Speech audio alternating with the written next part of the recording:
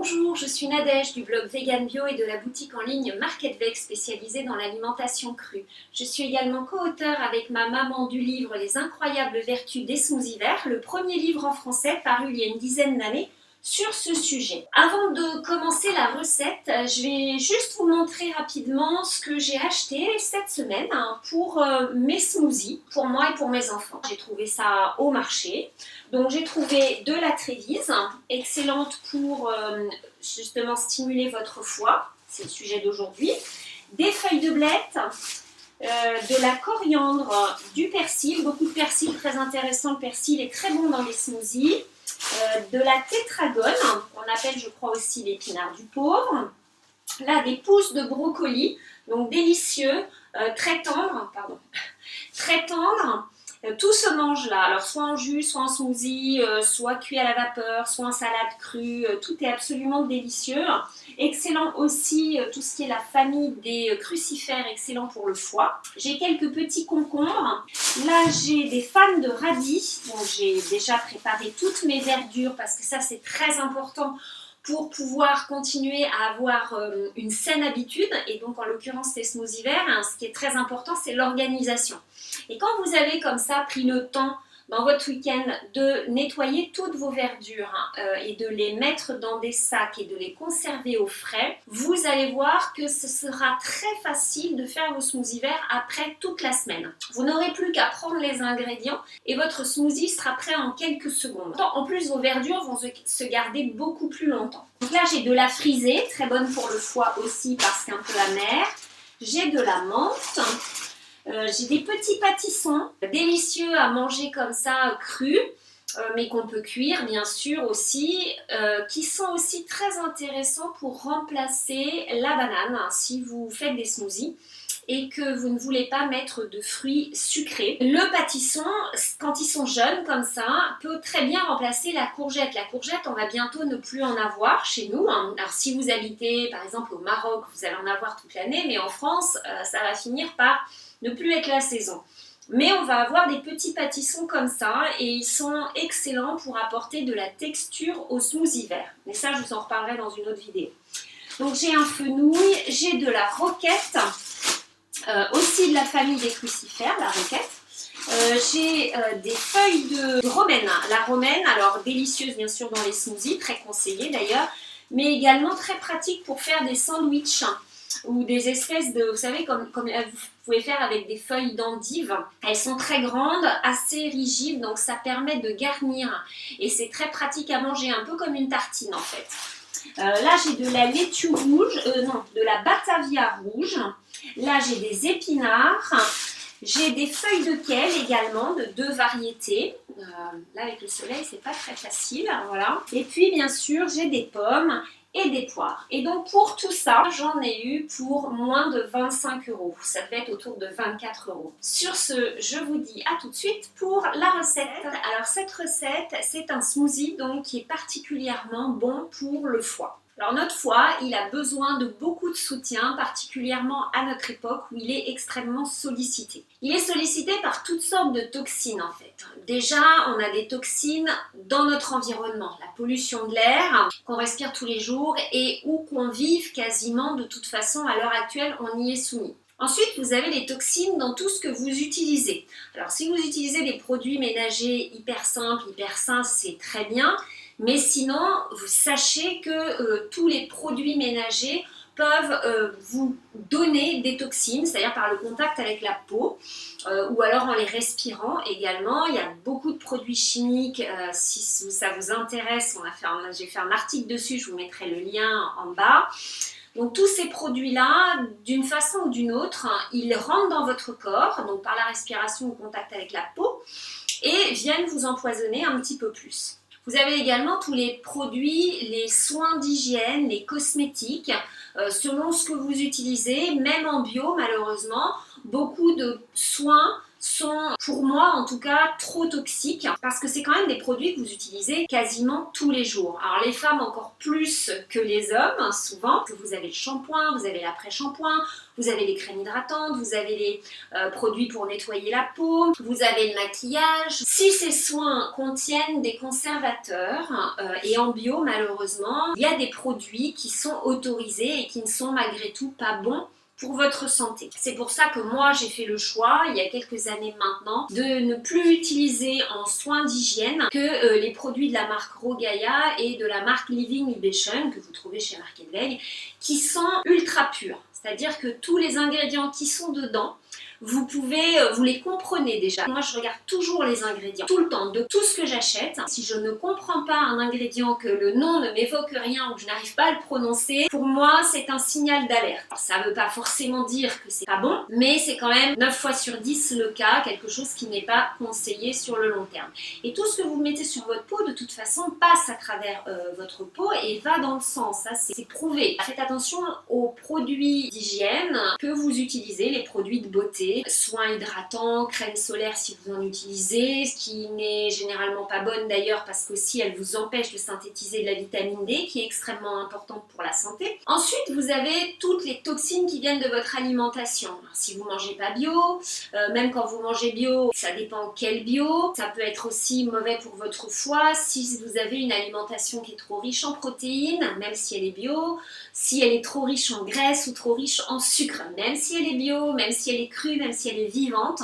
Voilà, trop de gras, trop de sucre peut être un gros problème pour votre foie. Et puis, dernière source de toxines dont on ne parle pas souvent, je trouve, dans les programmes de nettoyage, justement, ce sont les toxines qui sont liées au stress et aux émotions négatives. Et pour moi, c'est vraiment hyper important parce que c'est la plus grosse source quasiment à l'heure actuelle de toxines en dehors de l'environnement bien sûr, mais on est tous presque stressés. C'est assez rare de rencontrer des gens qui ne disent pas qu'ils sont stressés. On est des humains, donc les émotions on en a forcément. Alors il y en a qui les gèrent beaucoup mieux que d'autres. Il y a des gens qui sont plus sensibles aux émotions que d'autres. Là aussi on n'est pas tous égaux. En tout cas, à chaque fois que vous avez une émotion négative, ça a une réaction dans votre corps. Et si cette émotion est négative, elle va générer des toxines. C'est pourquoi dans mon programme de nettoyage Osmose Vert, donc 4 saisons, j'ai décidé d'ajouter toute une série de séances de libération émotionnelle. C'est très simple, je vous guide en vidéo justement pour vous aider à faire un vrai nettoyage complet. Parce que si vous continuez à avoir des émotions bloquées, même si vous n'en êtes pas conscient, votre subconscient, lui, il a enregistré des choses, alors ça peut être des pensées limitantes, tout ça, qui produisent un effet négatif sur votre corps et qui peuvent être à l'origine de votre stress. Et donc ces séances sont destinées justement à vous aider en dehors du programme aussi, parce que vous pourrez les utiliser quand vous voulez en fait, en dehors du nettoyage Osmose Vert, mais aussi pendant ce nettoyage, parce que comme ça va vraiment maximiser l'élimination des toxines.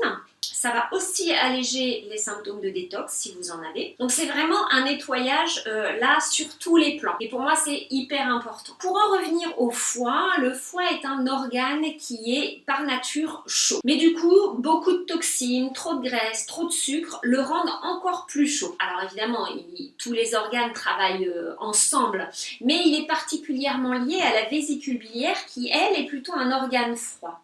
Et plus le foie est chaud, plus la vésicule, elle va être obligée de se refroidir pour faire comme une sorte d'équilibre. Mais du coup, quand il y a ce déséquilibre-là, eh bien c'est là où les soucis commencent à arriver et vous pouvez par exemple, ce sont les premiers signes, expérimenter des bouffées de chaleur ou de la transpiration nocturne pendant que vous dormez. C'est des signes qu'il y a un déséquilibre au niveau de votre foie et de la vésicule. Pour un nettoyage vraiment complet, c'est important de se nettoyer au moins minimum une fois par an. Alors l'automne est une des meilleures saisons pour le faire, mais vous pouvez aussi le faire à chaque saison. Et c'est pour ça que le programme propose 4 nettoyages avec des recettes qui sont adaptées à chaque saison, avec des ingrédients simples de saison et qui vont vous permettre de faire ce programme absolument quand vous le voulez, au meilleur moment pour vous. Aujourd'hui, on est particulièrement soumis au stress pour plein de raisons. Entre autres, il faut toujours aller plus vite. Si vous êtes stressé, vous produisez de l'adrénaline. Alors si vous êtes très stressé, et à l'heure actuelle, c'est vraiment le fléau numéro 1, c'est le stress. Énormément de maladies, en fait, à l'heure actuelle, sont liées au stress. Vous avez l'alimentation également, mais vous pouvez avoir une excellente alimentation. Si vous êtes très stressé à côté, ça n'apportera pas les résultats que vous attendez. Si vous avez des émotions bloquées, c'est pareil. Je connais des gens qui ont une alimentation absolument parfaite et qui sont pourtant pas en parfaite santé à cause d'émotions bloquées ou de stress. Et puis à côté de ça, vous avez des gens qui ont une alimentation pas vraiment parfaite, même moins que parfaite, mais qui vont être en relativement bonne santé parce qu'à côté de ça, ils ont vraiment une très bonne gestion du stress. Alors, voulu ou pas voulu, mais en tout cas, parce qu'on est tous différents, il y a des personnes qui gèrent très très bien le stress et donc du coup ça compense aussi une alimentation qui est moins bonne. Donc idéalement c'est pour vous, si vous voulez une santé optimale, c'est avoir une très bonne alimentation, majoritairement crue, avec des aliments vivants, frais, voilà, beaucoup de verdure, ça c'est très très important. Très souvent d'ailleurs dans le cru il n'y a pas assez de verdure et la verdure est aussi très détoxifiante et c'est l'alimentation de base de vos cellules. Et puis une bonne gestion du stress, alors par plein de moyens, vous avez toutes sortes de techniques comme le yoga qui vont vous aider à gérer le stress au quotidien. Mais si vous avez beaucoup de stress lié à des émotions bloquées, des croyances limitantes dont on n'est pas forcément conscient justement, et malgré vos efforts et par exemple votre pratique du yoga, vous continuez à avoir du stress, ça peut être intéressant de passer à une autre technique ou d'ajouter plutôt une autre technique. Donc pour l'instant, le programme, il est à l'ancien tarif. Je ne le change pas pour le moment, je changerai le tarif quand j'aurai mis en ligne les nouveaux bonus, c'est-à-dire les séances de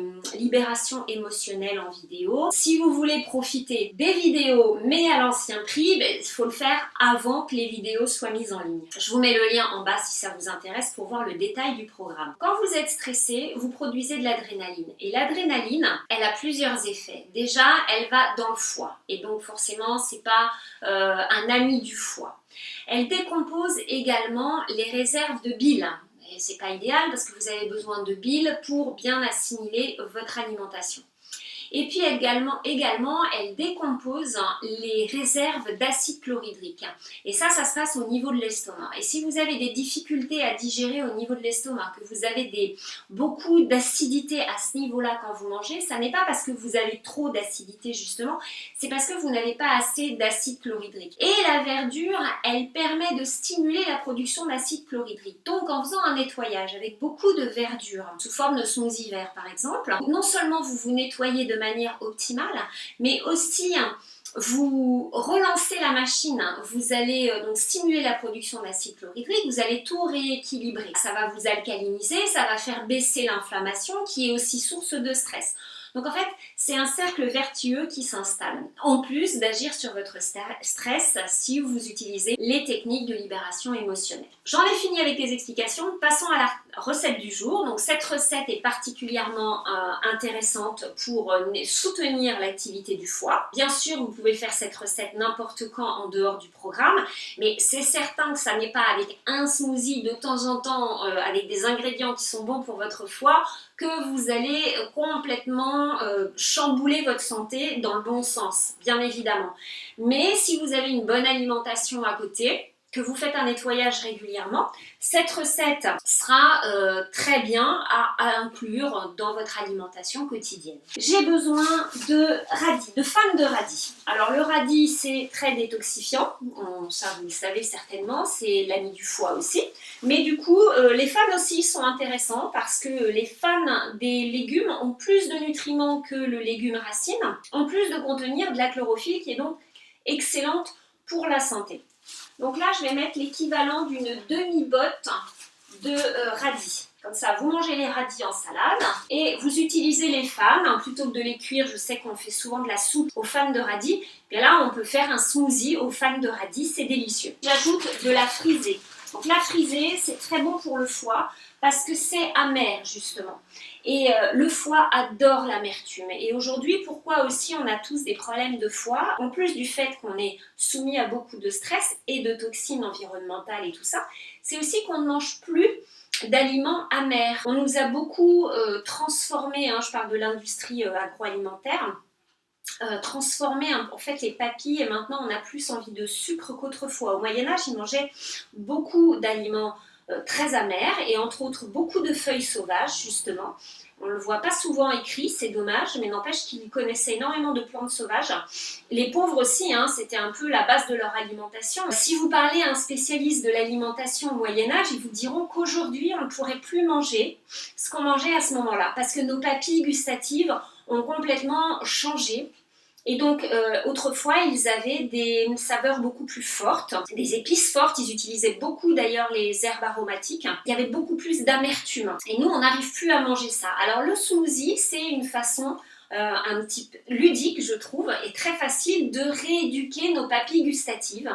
Parce que vous allez mettre un petit peu d'amertume, mais comme vous allez rajouter un petit peu de fruits dedans, eh bien, ça va réhabituer en douceur vos papilles gustatives et vous allez, au fur et à mesure, aller vers une alimentation moins sucrée et moins grasse, je vous assure, parce que ça fait 12 ans maintenant que je prends des smoothies verts tous les jours, plus de la verdure à côté, mais déjà sur les smoothies verts, j'ai vu un énorme bienfait et un gros changement au niveau de mes papilles gustatives. J'étais très sucrée avant et en fait maintenant, plus du tout. On mange vraiment très peu de sucre, donc c'est très intéressant pour ça. Donc vous rééduquez vos papilles sans vous forcer finalement. Donc là, on va mettre à peu près l'équivalent d'un quart. Alors, ça dépend de la taille de votre frisée et puis ça dépend aussi de votre habitude des smoothies verts. Si vous n'avez pas l'habitude des smoothies verts, vous allez en mettre moins. C'est pas grave, le tout c'est de s'habituer. Pour moi, je mets donc une demi-botte de radis, un quart de frisée. Mais si c'est trop fort pour vous, vous n'êtes pas habitué, mettez-en moins. Et puis mettez un petit peu plus de fruits. C'est-à-dire dans ce smoothie-là, il y aura peu de fruits sucrés justement parce qu'on veut soulager notre foie. Donc là, je vais mettre un demi-pamplemousse. Donc j'ai enlevé la peau, j'ai laissé juste la peau blanche autour qui est riche en nutriments. Alors si votre blender n'est pas assez puissant, utilisez le jus du pamplemousse parce que le pamplemousse, les membranes du pamplemousse et puis des oranges aussi, ça a tendance à faire ça. Ça peut laisser des petits morceaux dedans qui peuvent être désagréables. C'est très important que votre smoothie soit très velouté. Parce que souvent, les gens n'aiment pas les smoothies à cause du fait qu'il y a des morceaux dedans. Dès que le smoothie est très velouté, les gens, la plupart du temps, changent d'avis. Pas besoin d'avoir un blender comme celui-ci super puissant. J'utilise aussi le BioChef, il est parfait et ça ne vous coûtera vraiment pas cher. Je rajoute du gingembre. Le gingembre, c'est plus pour une question de goût. C'est bon aussi pour la digestion de toute façon. Vous n'êtes pas obligé d'en mettre. La frisée, si vous n'en trouvez pas ou si vous avez l'opportunité d'aller ramasser des plantes sauvages, vous pouvez la remplacer par du pissenlit. C'est extrêmement bon aussi et ce sera pour votre foie et ce sera également amer. Le pamplemousse est très intéressant parce qu'il est riche en vitamine C et en calcium qui sont aussi un très bon soutien pour le foie. Ensuite, on a un petit peu de myrtille. Donc là, il doit y avoir à peu près 70 g de myrtille, donc fraîche ou congelée. De préférence, des myrtilles sauvages. Pourquoi? Parce que les myrtilles sauvages, comme toutes les plantes en fait, quand elles sont sauvages, sont beaucoup plus riches en nutriments. On en trouve relativement facilement, je trouve, en surgelé dans les grandes surfaces. Alors la myrtille, comme la plupart des baies, sont vraiment des super fruits pour votre santé. Déjà, elles sont très peu sucrées et c'est vraiment des petits concentrés d'antioxydants. Surtout les myrtilles qui contiennent un antioxydant, enfin un type d'antioxydant spécifique qui sont très appréciés, des cellules de Kupfer. Je ne sais pas si je le dis bien, mais ce sont des cellules spécifiques au foie. Et ces cellules-là, justement, elles ont besoin du type d'antioxydants qu'on trouve dans les myrtilles. Et les pigments des myrtilles sont aussi très bénéfiques au foie. Je vais mettre du céleri. Alors là, c'est deux toutes petites branches, donc on va dire que c'est une grande branche que vous allez mettre. Sans les feuilles. Vous pouvez mettre les feuilles si vous voulez, mais les feuilles sont très très fortes en goût. Le céleri est excellent pour le foie parce qu'en fait, il est riche en sodium organique qui protège les membranes des cellules du foie. On termine par de la pomme qui est excellente pour le foie aussi car elle hydrate le foie. Elle a également la capacité de tuer tout ce qui est bactéries, levures, champignons. Et elle peut aussi dissoudre les calculs biliaires, donc ils sont bien sûr en rapport aussi avec le foie. Si votre pomme est bio, vous gardez la peau. Alors, votre smoothie, vous pouvez le laisser comme ça. Maintenant, si vous voulez apporter un petit peu plus de velouté, parce que là, vous n'allez pas avoir le même velouté que quand vous mettez de la banane ou de l'avocat, vous pouvez rajouter une demi-banane, qui est bonne aussi, mais qui contient beaucoup de sucre. Mais si vous en rajoutez qu'une demi, ça va. Vous pouvez, si vous ne voulez pas de banane, pour une raison ou pour une autre, utiliser de l'avocat. Alors l'avocat contient un petit peu de graisse, l'a dit, parmi toutes les graisses végétales, c'est celle qui sera la plus déjà complète parce que du coup le produit n'est pas transformé, hein. Vous avez tous les nutriments, toutes les fibres sont conservées. Et puis c'est une graisse qui est généralement la mieux digérée, assimilée par les personnes qui digèrent mal les graisses. Donc un quart d'avocat, ça suffirait dans cette recette. Et c'est ce que je vais rajouter en ce qui me concerne. Alors l'eau, c'est entre 250 et 500 ml en fonction de si vous préférez boire votre smoothie ou le manger à la cuillère. Alors vous pouvez laisser donc votre smoothie comme ça. Si vous voulez lui ajouter encore plus de propriétés nettoyantes pour votre foie, vous pouvez ajouter soit de la dulce, un petit peu d'algues, c'est très bon, et la dulce est excellente pour le foie, ou de kelp, qui est aussi bonne pour le foie et bonne pour la thyroïde parce qu'elle contient de l'iode. C'est l'algue la plus riche en iode en fait, et il en faut très très peu. Alors, si vous en mettez très très peu dans ce smoothie, vous n'allez pas le sentir en fait. Un quart de cuillère à café, vous pourriez ajouter à la place, c'est généralement ce que je mets dans mes smoothies. Là je ne vais pas le mettre parce que j'ai déjà mis du kelp. Et pratiquement tous les matins, moi j'utilise cette poudre là parce qu'elle contient justement du kelp, mais elle contient aussi beaucoup d'autres jus verts qui sont excellents pour le foie, et entre autres le jus d'herbe d'orge.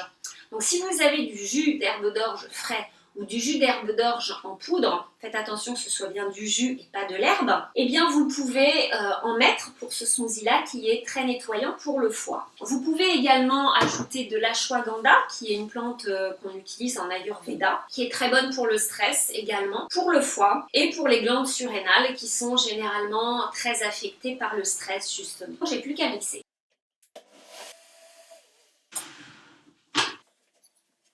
Et voilà mon smoothie, qui n'a pas du tout la couleur verte grâce aux myrtilles.